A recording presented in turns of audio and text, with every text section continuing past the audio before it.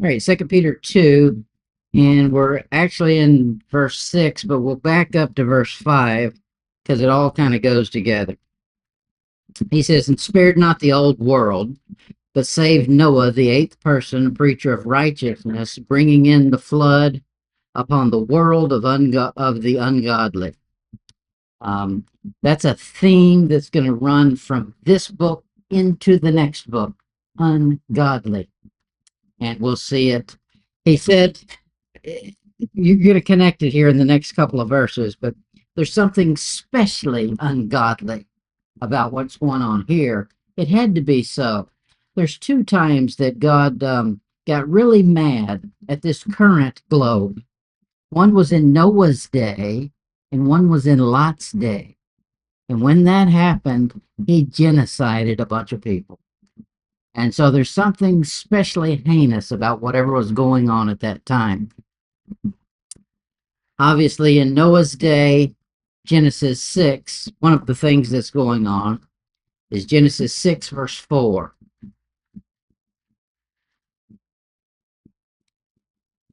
There's something that is connected between Noah and Lot at that time period that's a heinous sin God does not wink at or play with. Genesis 6, verse 4. He says, there were giants in the earth in those days. Now, the key phrase, and also after that. That is, in Noah's day and also after Noah. So, Noah's day, there was something wicked going on. God genocided a bunch of them. Also, after that, it came to a head again in Lot's day, and he genocided some more. This explains in the Old Testament, you see the giants keep popping up. It's because obviously this thing is continuing to happen. Look at it in Numbers 13, Numbers 13:33.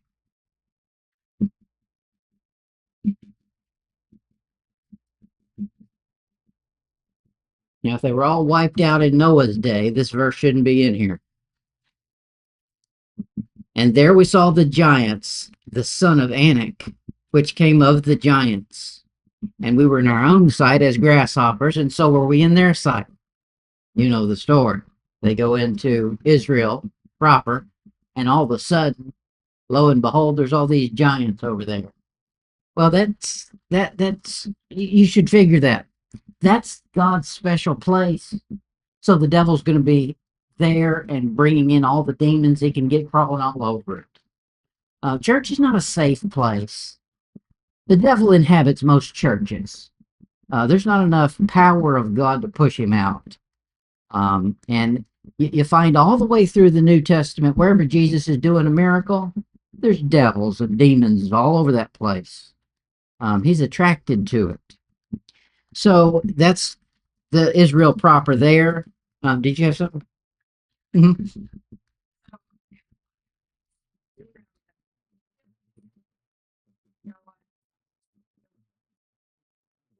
Mm-hmm.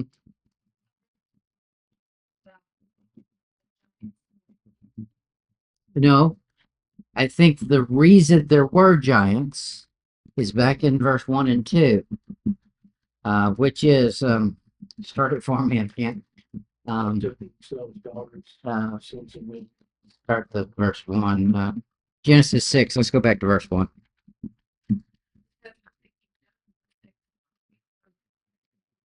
Correct. Genesis 6 is the reason for the flood. Afterward, right.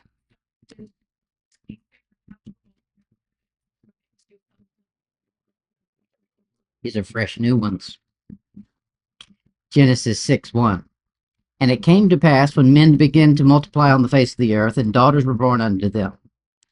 Here's where giants show up. That the sons of God saw the daughters of men, that they were fair, and they took them wives of all which they chose.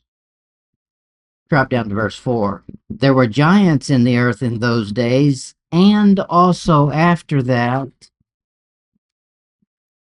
when the sons of God came in unto the daughters of men. That's when it happens. Not only in Noah's day, but according to the verse, also after that. So these didn't survive. Correct.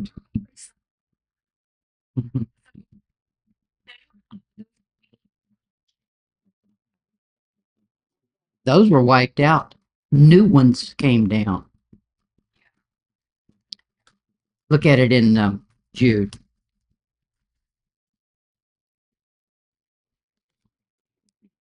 Jude.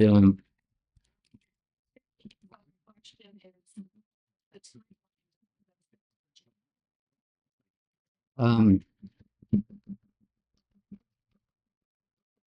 we'll get to it. The chaining is not. I think the chaining happens at Noah's day. We'll find that in Peter. Um, reserved in chains of darkness. That's in. We're going to hit it in a few verses, but that was special to that group that fell. The rest of them are only allowed to live 120 years. But in Jude, uh, yes, Jude verse 6. And the angels, these are the sons of God, which kept not their first estate. Okay, first estate. That is their first habitation, where they were designed to dwell. These sons of God were designed to dwell on Lucifer's globe. That we covered it last time, but that planet was called Eden. Not the Garden of Eden, the globe, the planet Eden. And when God dunked it in the water, it made a bunch of homeless spirits, and they went out into the second heaven. Principalities and powers of the air. Okay, that doesn't mean they're all demonic. It means they lost their turf.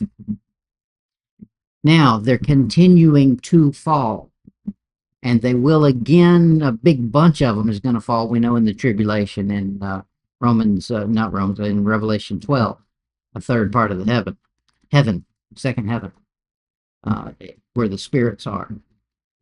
So that's continuing to happen now. I don't think now as much as what it's going to be, or as much as it had been back in the old day. In the Old Testament, there was a great push for it. I think because the devil wanted to stomp out the seed. He didn't want there to be a chance that God could actually produce this prophecy of Genesis 3 that was going to crush him. And so he pulled every trick he could. And then I think, obviously, we've gotten the prophecy of it happening again in the tribulation. But I don't think it stops there. I think it's probably happening today somewhere in some places. If you look it up, and you got to be careful when you do it, you can look up giants on the internet, and you see lots of them. And some of it's probably fake, but it can't all be fake. No, actual beings. They've got pictures, photographs. Yeah. Yeah, I don't trust bones because those can be dummy. I want to see a picture. Um, but you can't really trust pictures.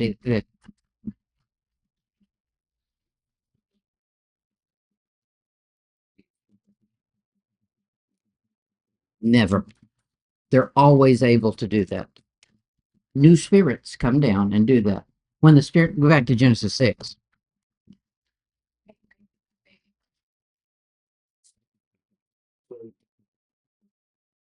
Mm-hmm. This is free for all time.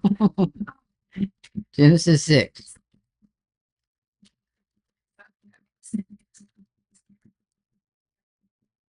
verse 4. There were giants in the earth in those days, and also after that, the sons of God came into the daughters of men, and they bare children unto them. Now, the same became mighty men which were of old. That a lot of people have different explanations for. I think I've got it in my notes somewhere. We'll probably hit it. But what I say that is these giants, not the giants, the spirit, the disembodied spirit that's out in the second heaven that lost its homeland when Lucifer's earth was dumped. Those that look down and say, I want to be like a human, looks like they're having a good time when they do that marriage thing. They come down, but nobody's going to marry a spirit. They've got to have a body.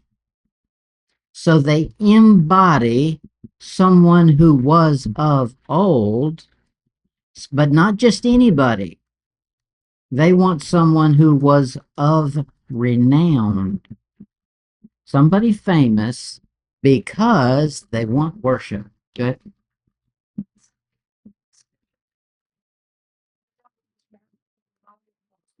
Yep. Jude. Mm-hmm. Mm-hmm.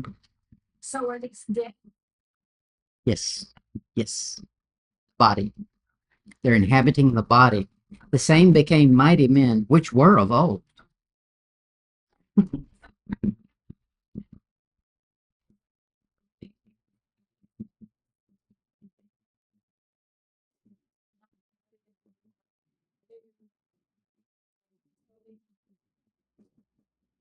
Yes.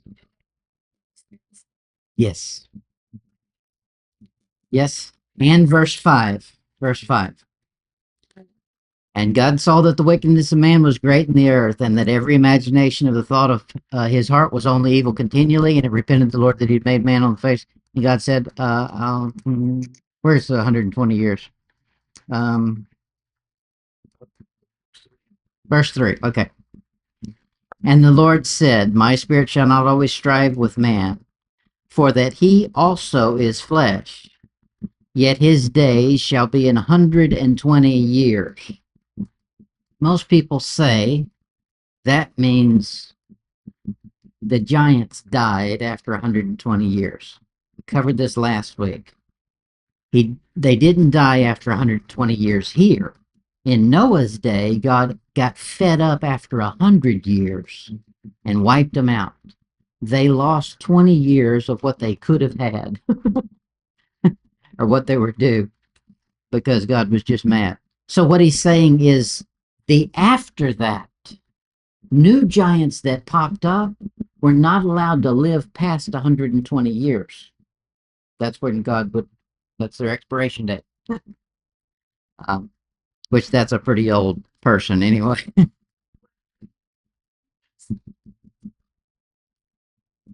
um, I think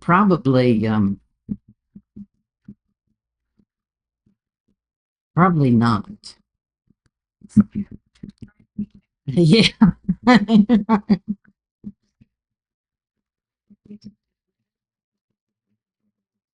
uh-huh. Yeah. In New Guinea. Correct. It's not the giant that is the disembodied spirit. The spirit has taken a body that was normal size, that was already a human, and that was famous and renowned because he wanted that worship and that praise. He embodied that body, pulled it up from the grave, and you know, declared it a miracle, and you know, he's come back to life. And so, you know, if a body were to get up and start walking around, and it could claim some, it could create its own religion, no problem.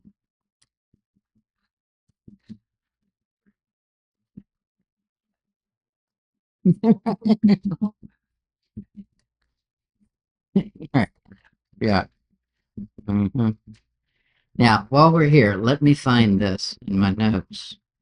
Um, we're going to go out of order, but I've got some of this already covered. Um,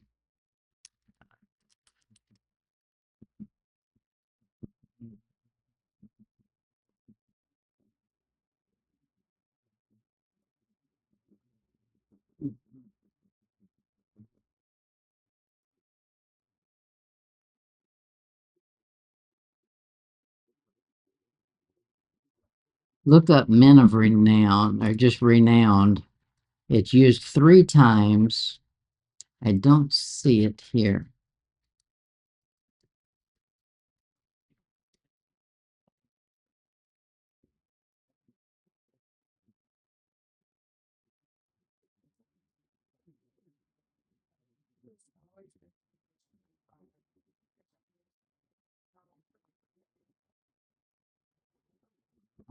Yeah, I think so. Most people will say that they died out at the point of the flood.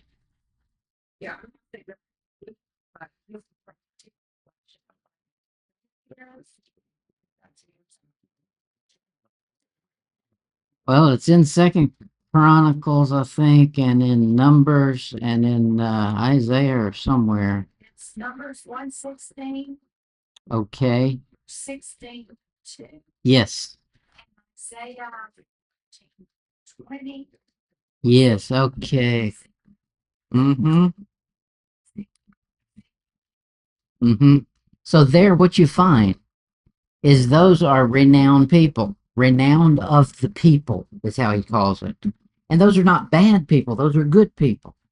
But just they have died. Those were the heads of hundreds, the heads of tens, the heads of thousands. They were broke up in those groupings um, back when they were coming through the wilderness, and they had heads, and so that was a captain of fifties and hundreds and things like that. And so they gained some kind of fame from being that, and so they became attractive targets when they died. And of course, the devil came trying to get Moses' body for that very reason. Now, that'd have been a good one for him to get. Yes, he sure could have.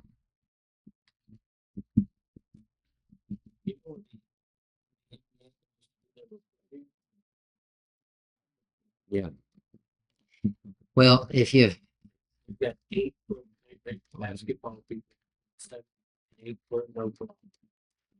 there's stories in the Second World War in Papua New Guinea when we were over there about these humongous, I mean, 10 and taller foot giants that were their own warriors.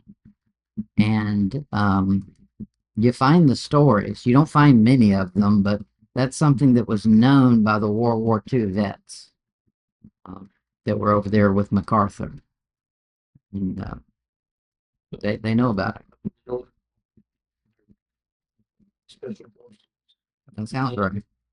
Um, there was there was a place, a section of mountains that nobody ever came back from. Yeah.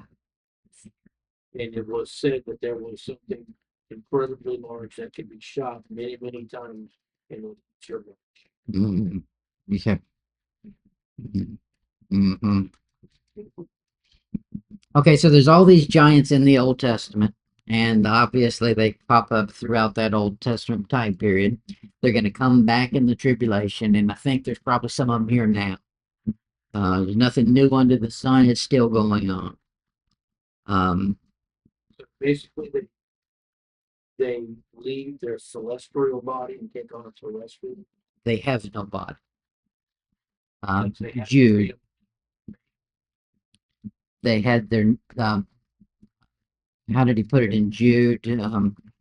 Their first habitation estate, first estate. Okay, so there was a body terrestrial and a body celestial. He talks about in 1 Corinthians 15. So that celestial body, they're disembodied spirits. Now, they've not been cursed to hell yet or died like men yet. So they're disembodied. And I need to give you the passage on that. Maybe I'll do that next week. Next week, I'll give you the thing nobody talks about, the war that happens when Lucifer falls. There's a whole warfare that goes on. And it's Jesus comes to earth to collect the money that Lucifer was keeping, was hiding from him. And when he did, he tried to capture Jesus and put him in a prison. And when he did, Jesus Christ called out to God the Father, and God the Father came to the earth and destroyed it. And when he did, he sent Lucifer into what became Satan. But there's two, maybe three passages on it that are in depth. And so we'll do that next week. That's I've never heard anybody taught on that, but it's there. Yeah, I've done it once before. Yeah, but that goes hand in hand with it. Okay, so this thing about ungodliness, you'll find that while we're being wild, the word ungodly is something God attaches to a heinous sin. Everybody, we break it down. Everybody, if we got serious about it, is ungodly. So why wouldn't that just classify everybody as ungodly? Because we're not God. But ungodly would be the way we think of satanic. There's one book of the Bible that uses this word the second most times it's used. In Psalms, it's used 8 times. That's the most times it's used. But you would expect that. Psalms is the biggest book of the Bible. How about a tiny little one-page book? Jude, he uses it, guess how many times? 6 times. 6 times. That number 6 is important. That's the number of man, and the number the devil is going to have multiplied as a trinity. The ungodly trinity, the devil. And it's you know me, I got to be weird about stuff. So ungodly, if you count the letters, 7 letters. It's used 6 times in the book of Jude. So 6 times 7 is 42. The very length of time for the Great Tribulation, where all this ungodliness comes to a head. So all of that's going to, the Antichrist doesn't have any desire for women.